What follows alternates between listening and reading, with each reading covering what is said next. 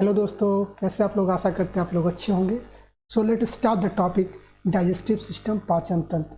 पाचन तंत्र से रिलेटेड अभी तक हम लोगों ने 2 वीडियो को अपलोड कर रखे हैं। जो पहला वीडियो है उसमें हमने पाचन तंत्र का एक ओवरव्यू दिया है। क्यों दिया है? क्योंकि कुछ ऐसे बच्चे होंगे जिन्होंने अभी तक ये टॉपिक कंप्लीट नहीं किए होंगे, तो उनके लिए क्वेश्चन समझ में आ जाए और ऑप्शंस को देख के वो आंसर करने में कैपेबल हो, इसलिए हमने थोड़ा सा एक ओवरव्यू दिया है। पूरा फुली डिटेल्स में उसको चर्चा नहीं किया, एक ओवरव्यू दिया है। ठीक है दोस्तों। दूसरा है वो सारे क्वेश्चंस को डिस्कस किया हूँ जो PYQ है, किसी न किसी एग्जाम्स में आए हुए हैं, इसलिए वो क्वेश्चंस इंपॉर्टेंट हो जाते हैं। चाहे आपके लिए आपके जो एग्जाम्स आने वाले हैं वो बिहार टीचर का आने वाला हो, चाहे आपका बिहार SI हो, चाहे बिहार पुलिस हो, ये तमाम एग्जाम्स के लिए सब क्वेश्चंस इंपॉर्टेंट हो जा रहे हैं। ठीक है ना। अगर इस टॉपिक से क्वेश्चन पूछेंगे तो इन्हीं क्वेश्चनों में से कोई ना कोई क्वेश्चन आपको पूछा जाएगा। ठीक है दोस्तों। जो आप पर्पस इस वीडियो का बनाने का है वो ये है कि आपका क्वेश्चन के माध्यम से, है ना, एक टॉपिक का कॉन्सेप्ट डेवलप कर दे, ताकि सेम क्वेश्चन को अगर एग्जामिनर सिर्फ स्टेटमेंट चेंज करके या ऑप्शन चेंज करके पूछ दे तो आप घबराए नहीं, उसको आराम से कर ले जाओगे। ठीक है दोस्तों। तो यही हमारा पर्पस है इस वीडियो का बनाने में। बहुत सारे ऐसे स्टूडेंट हैं जिनको 2 मार्क्स 4 मार्क्स से वो कट ऑफ पार नहीं कर पा रहे हैं, तो उनके लिए काफ़ी इंपॉर्टेंट होने वाला है वीडियो। और ऐसे तो सभी के लिए इंपॉर्टेंट होने वाला है, लेकिन उनके लिए खास तौर पे इंपॉर्टेंट होने वाला है ये वीडियो। ठीक है दोस्तों। चलिए हम लोग देरी नहीं करते हुए अपने पहले सवाल पे आते हैं। जो हमारा पहला सवाल है वो पहला सवाल क्या है? भोजन ग्रसनी के किस भाग से होता हुआ आमाशय तक आता है? ठीक है। तो ग्रसनी को हम लोग इंग्लिश में क्या बोलते हैं? फैरिंक्स बोलते हैं। और आमाशय को इंग्लिश में क्या बोलते हैं? है ना, स्टमक बोलते हैं। क्या बोलते हैं? स्टमक बोलते हैं। ठीक है दोस्तों। तो सवाल का ये कहना है कि जो खाना है, खाना मुंह के बाद जो पच गया, वो पचने के बाद में, मुंह में पचने के बाद में वो खाना जाता है आपका फैरिंक्स में जाता है। वो किस अंग में जाता है? फैरिंक्स में जाता है। और उस फैरिंक्स के बाद में एक और अंग में जाता है खाना, और उसके बाद खाना जाता है आपका स्टमक में जाता है। तो जो दूसरा अंग है, फैरिंक्स का जो अंग है, उस अंग का नाम पूछ रहा है। इसलिए हम लोग थोड़ा सा एक पिक्चर के माध्यम से इसको और अच्छे से समझते हैं। देखिए इस पिक्चर में आप देख पा रहे हैं ये नेजल कैविटी है। ये क्या है? नेजल कैविटी है ना, सांस की नली है। और ये आपका मुख हुआ है, बकल कैविटी है। बकल कैविटी है। यहाँ पे खाना पच गया, है ना, बोलस बन गया। बोलस क्या होता है ना, जब खाना पच जाता है ना, दांत तोड़ के और उसमें जब सलाइवा मिक्स हो जाता है तो वो आटे की लेई की तरह होता है, उसको बोलस बोलते हैं। उस भोजन को क्या बोलते हैं? बोलस बोलते हैं। ये बोलस कहाँ आता है? इस वाले पार्ट में आता है, इस वाले पार्ट में आता है। इस पार्ट को ही क्या बोलते हैं हम लोग? फैरिंक्स बोलते हैं। ये जंक्शन पॉइंट भी है। मतलब क्या है जंक्शन पॉइंट का? मतलब ये है सर कि यहाँ से ये नेजल कैविटी है, ये नेजल कैविटी है, नाक से हम लोगों ने सांस लिया, है ना, और ये सांस आया यहाँ पे आया, श्वास यहाँ पे आया, श्वास यहाँ पे आने के बाद में, है ना, ऐसे यहाँ पे आया, श्वास आया यहाँ पे, और इसके बाद इस तरह से ये श्वास लंग्स में इस तरह से चला जाता है। ठीक है ना, इस तरह से लंग्स में चला जाता है। और ये जो खाना, ये बोलस है, ये यहाँ पे, वो भी यहाँ पे आता है, वो यहाँ पे आता है, और इसके बाद एसोफेगस में चला जाता है। एसोफेगस में चला जाता है ना, एसोफेगस। और ये एसोफेगस के बाद कौन सा अंग आता है? कौन सा डाइजेस्टिव अंग आता है? वो आता है आपका स्टमक आता है। क्या आता है? स्टमक आता है। तो ये जो फैरिंक्स है, फैरिंक्स का जो खाना जाता है वो कहाँ जाता है? आपका एसोफेगस में जाता है ना। कहाँ जाता है? एसोफेगस में जाता है। इसी एसोफेगस को क्या बोलते हैं हम लोग? हम लोग बोलते हैं ग्लट बोलते हैं। इसको क्या बोलते हैं? ग्लट बोलते हैं। इसको ग्लट बोलते हैं। ठीक है दोस्तों। इसी एसोफेगस को क्या बोलते हैं? ग्लट बोलते हैं, दूसरे नाम से। ठीक है। तो आप देखिए ये आपका जंक्शन पॉइंट है। जंक्शन पॉइंट का नाम क्या दिया गया? फैरिंक्स नाम दिया गया, या ग्रसनी इसको बोलते हैं। इस ग्रसनी से खाना कहाँ चला गया? आपका आ गया एसोफेगस में आ गया, एसोफेगस के बाद में स्टमक में आ गया। तो ये तो सवाल पूछ रहा है कि ग्रसनी के किस भाग से होता हुआ, है ना, आमाशय तक पहुँचता है। तो किस भाग से होता हुआ पहुँचता है? तो आपका वो पहुँचता है ना, एसोफेगस के, है ना, एसोफेगस, या इसको हम लोग क्या बोलते हैं? ग्लट बोलते हैं। इसको क्या बोलते हैं? ग्लट बोलते हैं। तो हमारा बी ऑप्शन जो है वो सही ऑप्शन है। ठीक है, B option is correct option. चलिए और देख लेते हैं दूसरे ऑप्शन को, देखते हैं एपीग्लॉटस। एपीग्लॉटस क्या होता है? उससे पहले हम लोग ग्लॉटस देख लेते हैं। ये जो श्वास की नली है, इस नली को, है ना, एक और नाम से जानते हैं, जिसका नाम है ग्लॉटस। क्या नाम है? ग्लॉटिस। इसी ग्लॉटिस के आगे आप एपी जोड़ दीजिए, तो हो गया एपिग्लॉटस। तो ये एपिग्लॉटस किसका नाम है? ग्लॉटस तो समझ गया कि श्वसन नली का नाम है ग्लॉटस, लेकिन एपिग्लॉटस किसका नाम है? तो ये आप फिंगर लाइक स्ट्रक्चर देख रहे हैं ना, ये दिखाई दे रहा होगा आपको फिंगर लाइक स्ट्रक्चर, इस स्ट्रक्चर को हम लोग बोलते हैं एपिग्लॉटस, एपिग्लॉटस बोलते हैं। अच्छा सर, इसका काम क्या है? हम तो जानेंगे कि ये कहाँ होता है, कहाँ पाया जाता है, लेकिन इसका फंक्शन क्या है? तो फंक्शन मेरे दोस्त यही है कि ये जो बोलस वाला खाना है ये आपका विंड पाइप में ना जाए, इसीलिए इसका ये है ना, ये क्या होता है, इसको ये बोलस इसको पुश करता है और इस विंड पाइप को ये ढक देता है और फिर खाना क्या होता है, इसको रीडायरेक्ट कर दिया जाता है और आपका एसोफेगस में चला जाता है और एसोफेगस से फिर स्टमक में आ जाता है। ठीक है ना। तो इसका काम क्या है ना, खाने का है ना बोलस को रीडायरेक्ट करना है किसमें, एसोफेगस में, वो आपका विंड पाइप में ना आ जाए। ठीक है ना। तो इसका यही फंक्शन है, इसीलिए इसको है ना, इस एपिग्लॉटस को हम लोग ट्रैफिक पुलिस मैन भी बोलते हैं। इसको क्या बोलते हैं? ट्रैफिक पुलिस मैन भी बोलते हैं, ट्रैफिक पुलिस मैन भी बोलते हैं इसको। ठीक है दोस्तों।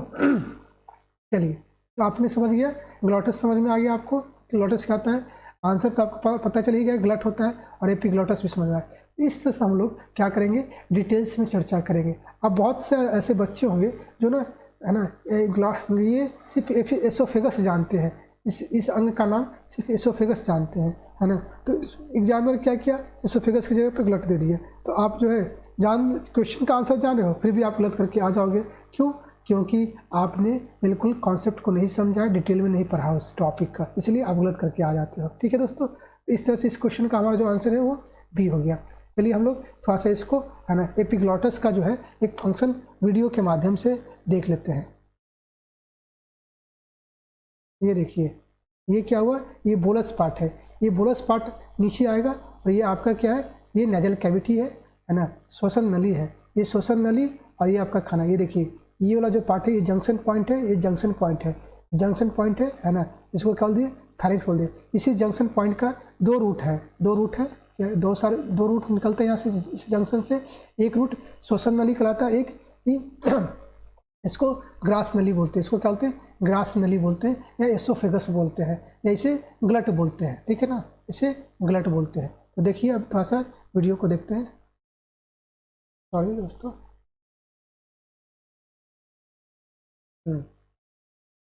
देखिए इसको, ये आपका इसको पुश किया एपिग्लॉटस को, और ये बंद हो गया, ये श्वसन नली बंद हो गया, और ये खाना आपका एपिग्लॉटस में आ गया। इस तरह से एपिग्लॉटस का काम है क्या, है ना, खाने को विंड पाइप में ना जाए, उसको एक ढक्कन का काम करता है, विंड पाइप का एक ढक्कन का काम करता है ना। और वो एक्टिवेट कब होता है, जब बोलस एंटर मारता है फेरिंक्स में। ठीक है दोस्तों, चलिए, आई होप आपको समझ में आ गया होगा अच्छे तरीके से। अब हम लोग आते हैं अपने दूसरे सवाल पे। जो हमारा दूसरा सवाल है वो बोल रहा है, लीवर कुन की दरारें कहाँ पाई जाती है। ये जो दरार है ये कहाँ पाया जाता है। लीवर कुन एक साइंटिस्ट का नाम है, जिन्होंने ये दरार ढूंढा है, इसलिए इस दरार का नाम पड़ गया लीवर कुन की दरारें। इंग्लिश में इसको दोस्तों क्रिप्ट ऑफ लीवर कुन बोलते हैं, क्रिप्ट ऑफ लीवर कुन बोलते हैं। ठीक है दोस्तों, क्रिप्ट ऑफ लीवर कुन कहाँ पाए जाते हैं, है ना। ये यकृत में पाए जाते हैं, अमाशय में पाए जाते हैं, या बड़ी आंत में पाए जाते हैं, या छोटी आंत में पाए जाते हैं। आप वीडियो को पॉज करके आंसर भी कमेंट बॉक्स में दे सकते हैं।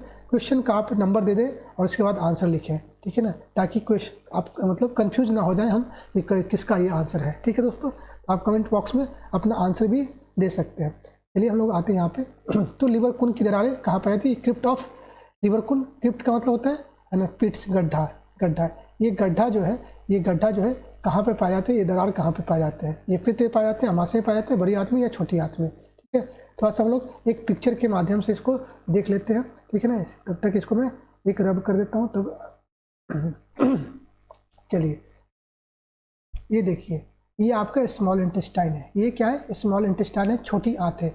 छोटी आंत में ही इसके अंदर का जो पार्ट है उसका इस तरह से कुछ आपका संरचना होता है, स्ट्रक्चर होता है। अब इसका ही देखिए, आप एक बड़ा यहाँ पिक्चर देखिए। इस बड़े पिक्चर में आप देख पा रहे होंगे, है ना, इस तरह से एक फिंगर लाइक स्ट्रक्चर देख पा रहे होंगे, है ना। यही फिंगर लाइक स्ट्रक्चर को क्या बोलते हैं, विली बोलते हैं। क्या बोलते हैं दोस्तों, इसको विली बोलते हैं। अच्छा सर, तो विली तो मुझे समझ में आ गया ये क्या कैसा किस तरह से दिखता है, लेकिन इसका फंक्शन क्या है सर? इसका फंक्शन दोस्तों, जब स्मॉल इंटेस्टाइन में लगभग सारा खाना पच जाता है, जितने भी न्यूट्रिएंट्स होते हैं वो है ना ब्रेक डाउन होके बिल्कुल छोटे यूनिट में डिवाइड हो जाते हैं। अभी जो ब्रेक डाउन हो जाता है खाना का, और इसका जो न्यूट्रिएंट्स होता है, जो स्मॉलेस्ट यूनिट होता है ना, उसको यही विली जो है एब्जॉर्ब करके, और ये आपका जो एक लाइन नुमा देख रहे हैं ना, ये लाइन देख रहे हैं, इसी लाइन, ये क्या होता है, ये ब्लड वेसल है, और यही विली जो है एब्जॉर्ब करके उस न्यूट्रिएंट को इसी ब्लड वेसल में सप्लाई कर देता है, और फिर ब्लड जो है सभी पार्ट्स में है ना, बॉडी के सभी पार्ट्स में ये न्यूट्रिएंट्स को पहुंचा देता है। ठीक है दोस्तों, तो विलाई का यही काम है। तो सर मैंने अभी यहाँ पे विलाई क्यों समझा? विलाई दोस्तों इसलिए समझा कि इसी के बीच में जो है, इसी के बीच में गड्ढानुमा एक संरचना होता है जिसका नाम दिया गया है लीवर कुन। लीवर कुन की दरारें, लीवर कुन की दरारें। चलिए हम लोग थोड़ा सा एक पिक्चर के माध्यम से देख लेते हैं, वीडियो के माध्यम से देख लेते हैं। ये दोस्तों वीडियो के माध्यम से थोड़ा देख लेते हैं इसको। अब देखिए यहाँ पे, देखिए ये सब विली है, ये जो उठा है सब विली है, और इसी विली के बीच में एक गड्ढा दिखाई दे रहा है ना आपको, ये गड्ढा है ना, यही गड्ढा को बोलते हैं लीवर कुन की दरारें या क्रिप्ट्स ऑफ लीवर कुन। ये देखिए इस तरह से होता है इसका। ठीक है दोस्तों, इस तरह से इसकी संरचना होता है।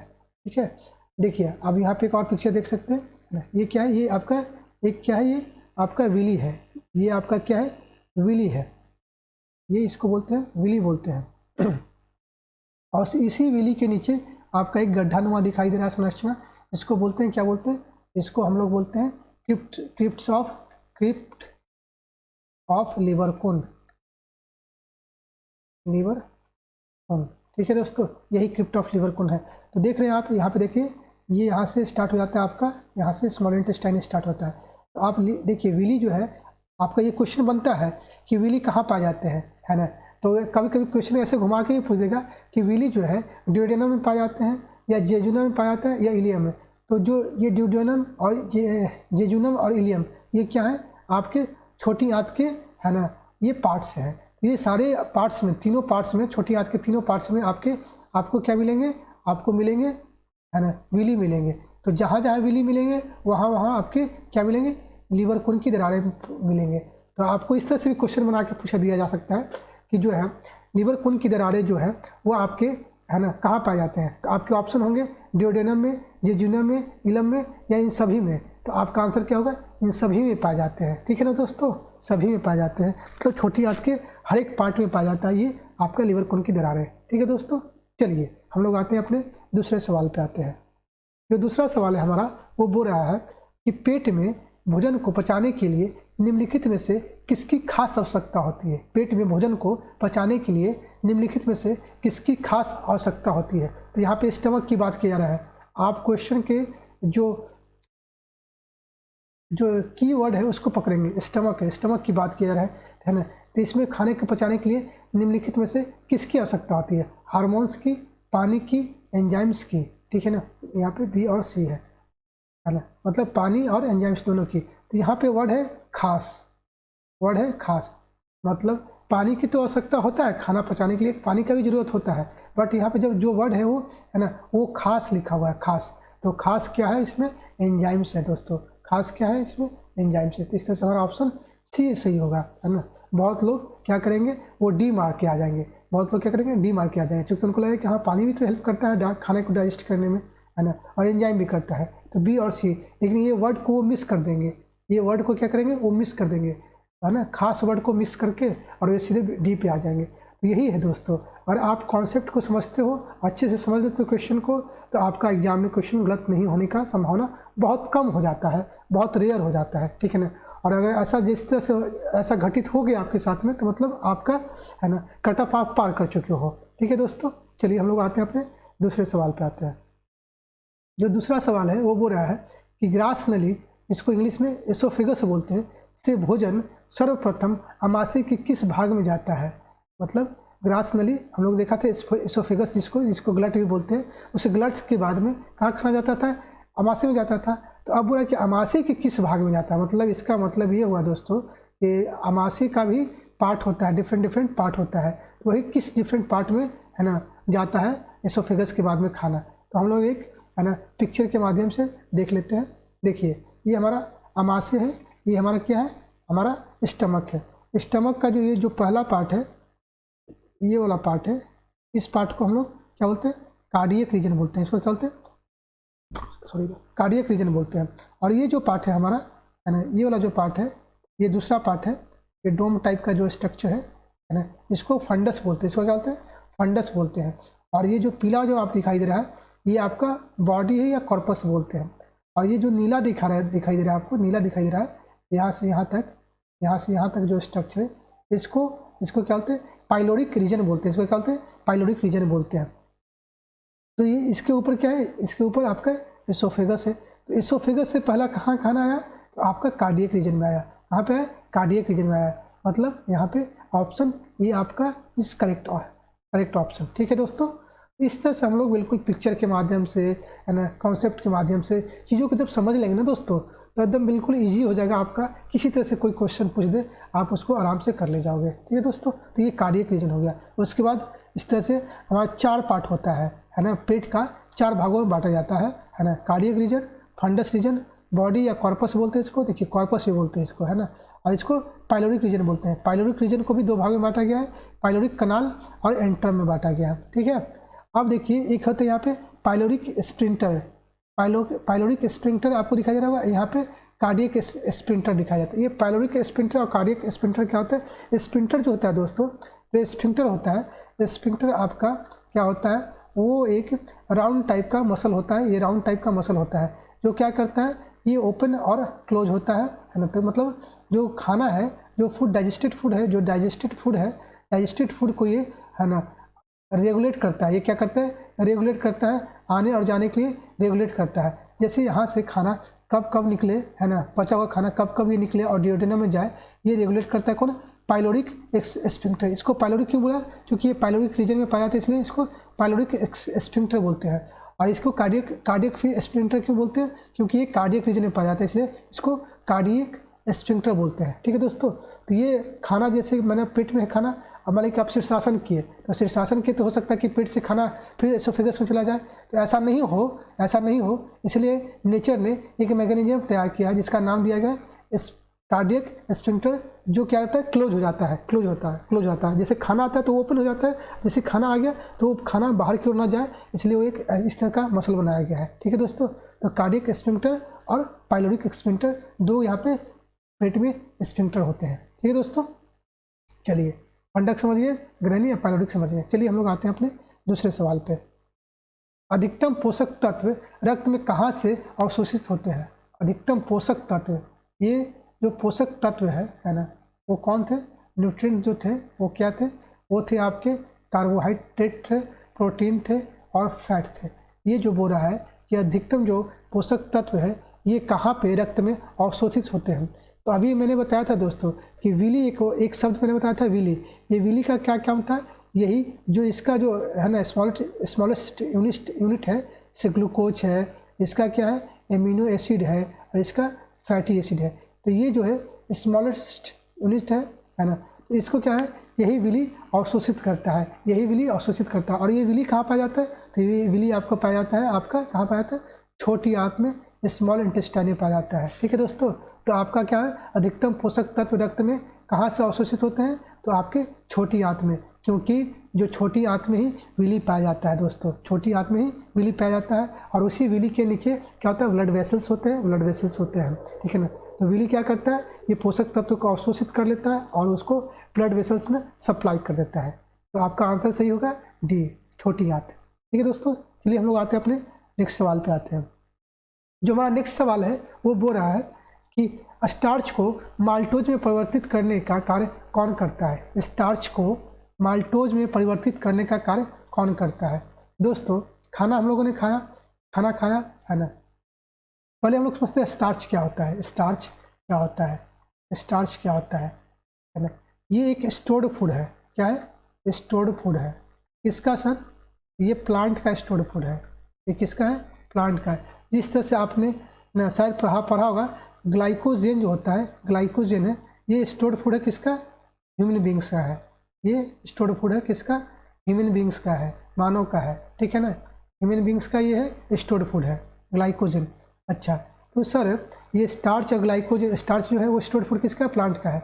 और प्लांट क्या होता है ना, जो हम लोग रोटी खाते हैं, ये भी तो एक प्लांट से ही आता है।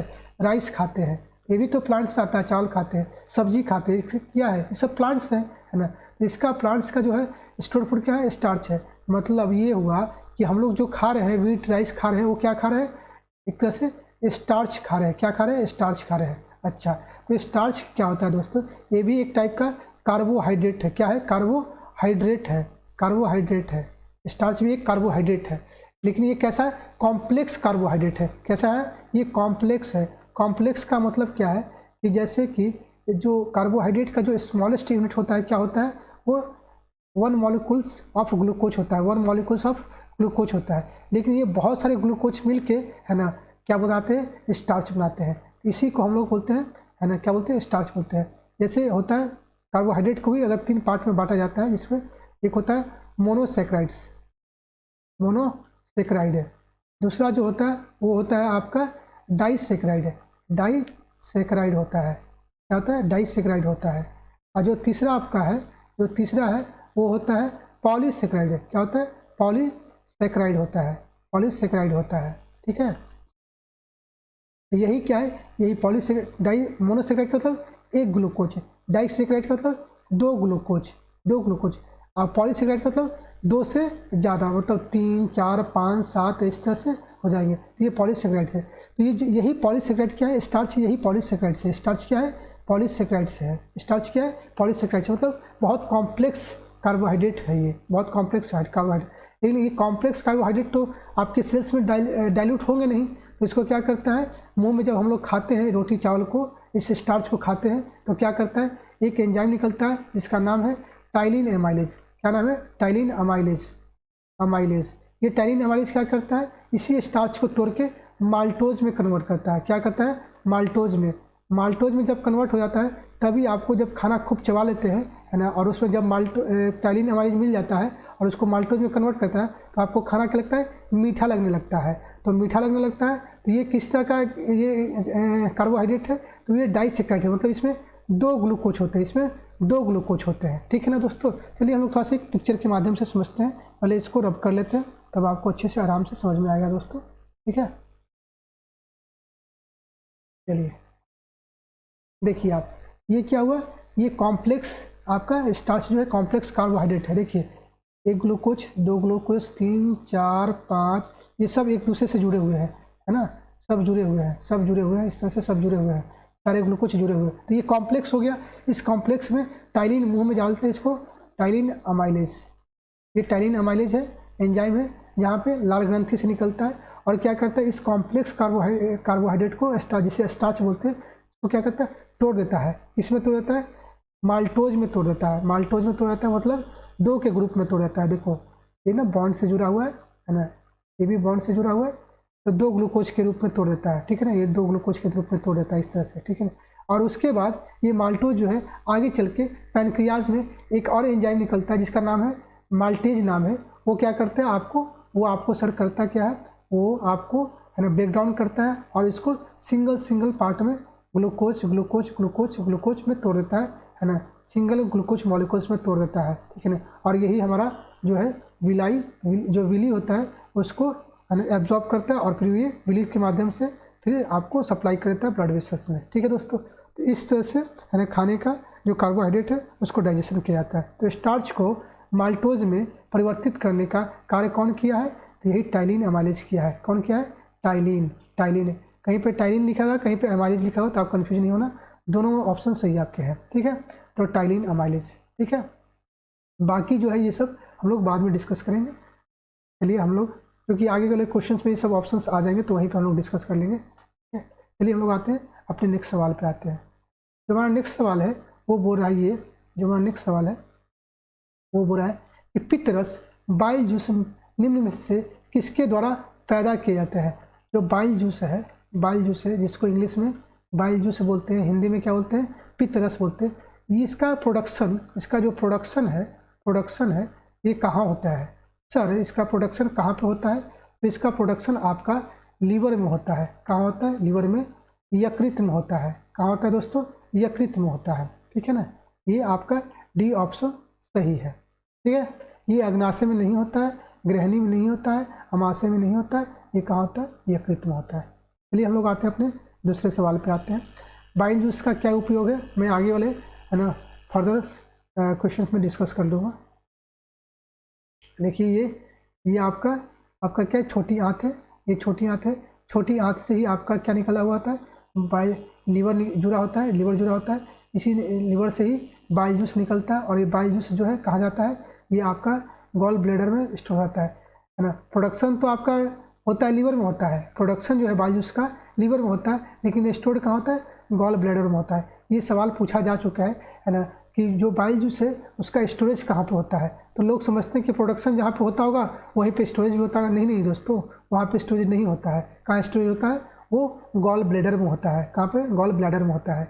और बाइल जूस का जो कलर होता है वो ग्रीन होता है। वो कैसा होता है, ग्रीन होता है, उसका ग्रीन होता है। चलिए हम समझाते हैं बाइल जूस का फिर फंक्शन क्या है। तो बाइल जूस का जो फंक्शन है दोस्तों ये है कि जो एसिडिक मीडियम है, एसिडिक जो काइमा है, यहाँ पे HCl निकलता है, स्टमक में HCl निकलता है, इसके माध्यम से, और पेप्सिनोजेन एंजाइम निकलता है, इसके माध्यम से पेट में खाना पचता है। और जब खाना पच जाता है उस खाने का नाम दिया जाता है काइम। तो ये काइम जो होता है वो एसिडिक होता है, क्योंकि HCl क्या स्ट्रॉन्ग एसिड है, तो ये एसिडिक होता है। इसी एसिडिक को है ना एल्कलाइन में, क्षारीय में कन्वर्ट करने का काम किसका है, तो वो बाइल जूस का है। किसका है, तो बाइल जूस का है। तो एक काम जो है बाइल जूस का, और भी काम है इसका, लेकिन एक काम क्या है कि एसिडिक जो काइमा है उसको एल्कलाइन काइमा में चेंज करना किसका काम है, वो बाइल जूस का काम है। ठीक है दोस्तों, चलिए हम लोग आते हैं अपने दूसरे सवाल पे आते हैं। किसे ट्रैफिक पुलिसमैन के नाम से जाना जाता है। हम लोगों ने प्रीवियस क्वेश्चंस में देख चुके हैं यानी कि किसके ट्रैफिक पुलिस कहते हैं, किसे ट्रैफिक पुलिस कहते हैं। यही एपिग्लॉटस जो होता है वो ट्रैफिक पुलिस का काम करता है। यही एपिग्लॉटस जो है वो क्या करता है, ट्रैफिक पुलिस का काम करता है। कैसे, क्योंकि ये रिडायरेक्ट करता है बोलस को, कि बोलस को वो विंड पाइप में न जाके अपने एसोफेगस में, रास नली में जाए। ये काम को कौन करता है, यही एसोफेगस करता है। इसी काम के लिए एपिग्लॉटस को क्या बोलते हैं, ट्रैफिक पुलिसमैन के नाम से जानते हैं। ठीक है दोस्तों, चलिए हम आते हैं, हम लोग नेक्स्ट सवाल पे आते हैं। जो हमारा नेक्स्ट सवाल है वो बोल रहा है कि पाचन तंत्र एवं श्वसन तंत्र का कॉमन भाग होता है। पाचन तंत्र एवं श्वसन तंत्र का कॉमन भाग है, क्रॉस पार्ट है, वो क्या होता है, अमाशय होता है, रसिका होता है, मुख होता है, या ग्रसनी होता है। तो ये ऑलरेडी हम लोगों ने देख चुके हैं, है ना। क्या होता है क्रॉस भाग, क्रॉस जो पार्ट है वो होता है आपका, है ना, ग्रसनी होता है, वो ग्रसनी होता है पाचन तंत्र और श्वसन तंत्र का। जैसे इधर से आता है आपका, मुंह से जो खाना आता है वो आता है, यहाँ से नाक की नली होती है जिससे श्वसन नली होती है, और इस पार्ट को, जंक्शन पार्ट को क्या बोलते हैं, फैरिंग्स बोलते हैं। फैरिंग्स बोलते हैं इसको क्या बोलते हैं, फैरिंग्स बोलते हैं या ग्रसनी बोलते हैं। तो हमारा D option is right option. इसलिए हम लोग आते हैं अपने नेक्स्ट सवाल पे। इसको हम लोग डिटेल्स में ऑलरेडी डिस्कस कर चुके हैं। वसा को पायसीकरण कौन करता है, इमल्सिफिकेशन कौन करता है। ये वसा मतलब फैट, वसा मतलब फैट, फैट का इमल्सिफिकेशन या पायसीकरण कौन करता है, ये पूछ रहा है। बाइल जूस करता है, पैनक्रियाटिक जूस करता है, गैस्ट्रिक जूस करता है, या इंटेस्टाइनल जूस करता है। मतलब जूस ही करता है ना, जूस ही करता है। अब कौन सा जूस करता है ये आपको आंसर बताना है। आप वीडियो को पॉज करके कमेंट बॉक्स में आंसर दे सकते हैं। तब तक हम लोग, है ना, डिस्कस करते हैं अपने आंसर को। ठीक है दोस्तों, चलिए देखिए, फैट क्या होता है, बड़े बड़े मॉलिक्यूल्स से मिलके बना होता है ना। ये कॉम्प्लेक्स होता है, इजीली डाइजेस्ट नहीं होता है। तो यही जो अभी हमने बताया था कि बाइल जूस का काम बताया था, यही बाइल जूस का काम क्या है, एक और काम क्या है कि ये फैट को, है ना, इसको छोटे यूनिट में तोड़ देता है। छोटे छोटे, जैसे मान लीजिए ये बड़े बड़े यूनिट मिलके इस तरह से फैट बना हुआ है, इसको तोड़ के छोटे छोटे यूनिट में कन्वर्ट करता है। और उसके बाद, है ना, उसके बाद क्या होता है, उसके बाद एंजाइम सीक्रेट होता है स्मॉल इंटेस्टाइन में, और लाइपेज एक एंजाइम होता है। ये क्या करता है, इसी छोटे छोटे जो फैट का टुकड़ा है उसको और तोड़ के इसको फैटी एसिड में, स्मॉलेस्ट यूनिट ऑफ फैट में कन्वर्ट कर देता है, फैटी एसिड में। ठीक है दोस्तों, इस तरह से फैटी एसिड में काम जो करता है, वो कन्वर्ट करने का काम कौन करता है, लाइपेज करता है। और जो फैट को, बड़े फैट को, मॉलिक्यूल्स को, उसको छोटे फैट में तोड़ने का काम कौन करता है, तो ये बाइल जूस करता है। ये हमारा करेक्ट आंसर है। आप देख सकते हैं इस तरह से ये जो बड़ा फैट है, बहुत सारे मॉलिक्यूल्स से बना हुआ, और इसका इमल्सिफिकेशन हुआ बाइल सॉल्ट के उससे इफेक्ट से, और इससे क्या बन गया, छोटा छोटा फैट का ड्रॉपलेट्स बन गया, छोटा छोटा फैट का ड्रॉपलेट्स बन गया। और इसी फैट का ड्रॉपलेट्स को है ना क्या करेगा, लाइपेज एंजाइम और पचा के उसको और डाइजेस्ट करके इसको फैटी एसिड में कन्वर्ट कर देगा, फैटी एसिड में कन्वर्ट कर देगा। ठीक है दोस्तों, इस तरह से हमारा जो 11वां क्वेश्चन का आंसर जो होगा वो बाइल जूस होगा। ठीक है दोस्तों, चलिए हम लोग आते हैं अपने नेक्स्ट सवाल पे आते हैं। जो हमारा नेक्स्ट सवाल है वो बोल रहा है किसे पूर्ण पाचक रस कंप्लीट डाइजेस्टिव जूस की संज्ञा दी गई है, किसे कंप्लीट डाइजेस्टिव जूस का नाम दिया गया है, वो कौन सा रस है, वो बाइल जूस है या पैनक्रियाटिक जूस है या गैस्ट्रिक जूस है, वो कौन सा रस है जिसे हम लोग कंप्लीट डाइजेस्टिव जूस बोलते हैं। कंप्लीट डाइजेस्टिव जूस का क्या मतलब है सर, ये कंप्लीट डाइजेस्टिव जूस का क्या मतलब है। तो हमारे जो खाना था उस खाने में जो इंपॉर्टेंट न्यूट्रिएंट्स थे वो कौन कौन थे, कार्बोहाइड्रेट थे, प्रोटीन थे और फैट थे। ये कार्बोहाइड्रेट और प्रोटीन और फैट को जो पचा दिया, जो जूस पचा दिया उसको क्या बोलेंगे, कंप्लीट बोलेंगे, कंप्लीट डाइजेस्टिव जूस बोलेंगे। उसी को तो कंप्लीट डाइजेस्टिव जूस बोलेंगे जो ये तीनों को पचा दे। और ये तीनों को कौन पचाता है, ये आपका अग्नाशय का पैनक्रियाटिक जूस जो होता है ना, अग्नाशय रस जो होता है पैनक्रियाटिक जूस, यही जो है क्या करता है ना, ये तीनों चीज़ को पचाता है, ये तीनों चीज़ को पचाता है। ये आपको कार्बोहाइड्रेट को भी पचाता है, ये प्रोटीन को भी पचाता है, ये फैट को भी पचाता है। ठीक है ना, ये पैनक्रियाटिक जूस। ठीक है दोस्तों, चलिए हम लोग आते हैं। ये अग्नाशय सॉरी ये सही है आपका आंसर ना, जठर रस, गैस्ट्रिक जूस नहीं, पित्त रस नहीं, बाल जूस नहीं, आंतरीय रस नहीं। ठीक है, तो इसका आंसर आपका 20 सही होगा। ठीक है दोस्तों, चलिए हम लोग आते हैं अपने तीसरे क्वेश्चन, अगले क्वेश्चन पे। ग्लूकोज का ग्लाइकोजेन में परिवर्तन क्या कहलाता है, ग्लूकोज का ग्लाइकोजेन में परिवर्तन क्या कहलाता है। ये ग्लूकोज का ग्लाइकोजेन का मतलब क्या है, जैसे हम लोग खाना खाएं, बहुत सारा खाना खा लिया है ना, एक दोस्त ने इनवाइट किया अपने बर्थडे पार्टी में और दबा के खाना खा लिया, तो दबा के खाना खा लिया लेकिन बॉडी को तो उतना एनर्जी की ज़रूरत थी नहीं, तो वो क्या हुआ, एक्स्ट्रा एनर्जी क्या होता है ना, एक्स्ट्रा जो ग्लूकोज होता है वो ग्लूकोज ऐड होके क्या होता है, वो बहुत सारे ग्लूकोज को ऐड होके है ना, ऐड होके क्या बनता है, ग्लाइकोजेन बन जाता है, ग्लाइकोजेन बन जाता है ना। और ये स्टोर हो जाता है, कहाँ स्टोर हो जाता है, मसल्स में हो जाता है, या तो आपके लीवर में हो जाता है, यही ग्लाइकोजेन जो है, इसी ग्लाइकोजेन को हम लोग क्या बोलते हैं, stored food of human being बोलते हैं, stored food of human beings बोलेंगे। ठीक है दोस्तों, और स्टोर्ड फूड ऑफ प्लांट क्या था, तो वो स्टार्च था, स्टार्च था। ठीक है दोस्तों, तो ग्लूकोज का ग्लाइकोजन में मतलब जो ये एक छोटे छोटे मॉलिक्यूल्स थे ग्लूकोज के है ना, इसको कंबाइन करने का प्रक्रिया है, उसको क्या बोलते हैं, उसको ग्लाइकोजेनेसिस बोलते हैं, ठीक है दोस्तों। ग्लाइसिडिक नहीं, ये नहीं होता है, ग्लाइकोनियोजेनेसिस ये भी नहीं होता, इनमें से कोई नहीं, ये भी नहीं। तो आपका जो करेक्ट आंसर होगा वो ए होगा। ठीक है दोस्तों, चलिए हम लोग आते हैं अपने दूसरे सवाल पर। छोटी आंत का कौन सा भाग अमाशय से जुड़ा हुआ है, छोटी आंत का कौन सा भाग अमाशय से जुड़ा हुआ है, मतलब ये आपका स्टमक हुआ, ये आपका स्टमक हो गया, स्टमक के बाद में आपका स्मॉल इंटेस्टाइन शुरू हो जाता है, छोटी आंत शुरू हो जाता है ना। तो ये बोल रहा है कि ये जो स्टमक यहाँ से ख़त्म होता है और यहाँ से आपका क्या छोटी आंत स्टार्ट हो जाता है। तो ये जो है, ये जो भाग है ये क्या है, ये छोटी आंत का कौन सा भाग है, तो छोटी आंत का कौन सा भाग है, तो ड्यूडेनम भाग है। छोटी आंत को 3 भागों में बांटा जाता है, ठीक है ना। पहला जो पार्ट होता है उसको ड्यूडेनम बोलते हैं, उसके बाद जेजुनम बोलते हैं और उसके बाद इलम बोलते हैं, इसको क्या बोलते हैं, इलम बोलते हैं। ठीक है ना, ठीक है। तो कौन से पार्ट से जुड़ा हुआ है, ये ड्यूडेनम जो पार्ट है वही आपका अमाशय से जुड़ा हुआ है, ड्यूडेनम पार्ट। ठीक है दोस्तों, चलिए हम लोग आते हैं अपने दूसरे सवाल। ये आप देख सकते हैं, यहाँ पे को थोड़ा सा मैं रब कर देता हूँ तो आपको अच्छे से और समझ में आ जाएगा। देखिए ये है ना, ये अमाशय हुआ, ये आपका अमाशय हो गया, यहाँ से आपका स्मॉल इंटेस्टाइन शुरू हो गया, छोटी आंत शुरू हो गया। ये देखिए ड्यूडेनम है, ये जो पार्ट होता है ड्यूडेनम होता है। जो आपका ब्लू पार्ट दिख रहा है ये आपका छोटी आंत का, उसको ड्यूडेनम बोलते हैं। यहाँ पे आपका जेजुनम हो जाता है और इसका यहाँ पे आपका इलम हो जाता है। इस तरह से छोटी आंत को भी 3 भागों में बांटा जाता है। जो पहला भाग होता है ड्यूडेनम, वही जो है आपका स्टमक से अमाशय से जुड़ा हुआ होता है। ठीक है दोस्तों, चलिए हम लोग आते हैं अपने नेक्स्ट सवाल पे। लैंगरहैंस द्वीप कोशिकाएं स्थित होती है, ये लैंगरहैंस भी एक क्या नाम है, ये जो लैंगरहैंस है ये भी एक साइंटिस्ट है, है ना। इन्होंने है ना, कुछ ऐसे कोशिश द्वीप ऑफ, है ना, आइलैंड ऑफ कोशिकाओं को देखा है, ढूंढा है। इसलिए इस द्वीप ऑफ कोशिकाओं को क्या बोलते हैं, लैंगरहैंस की द्वीप ऑफ कोशिकाएं बोलते हैं। ठीक है दोस्तों, चलिए हम लोग थोड़ा सा देख लेते हैं इनको पिक्चर के माध्यम से।